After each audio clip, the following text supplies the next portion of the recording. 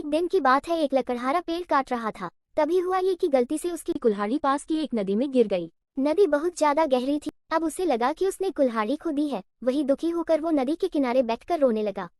उसके रोने की आवाज सुनकर नदी के भगवान उठे और उस लकड़हारे से पूछा कि क्या हुआ। लकड़हारा ने उन्हें अपनी दुखद कहानी बताई। नदी के भगवान को उस लकड़हारे के ऊपर दया आई और वो उसकी मेहनत और सच्चाई देखकर उसकी मदद करने की पेशकश की। वो नदी में गायब हो गए और एक सुनहरी कुल्हाड़ी वापस लाया, लेकिन लकड़हारे ने कहा कि यह उसका नहीं है।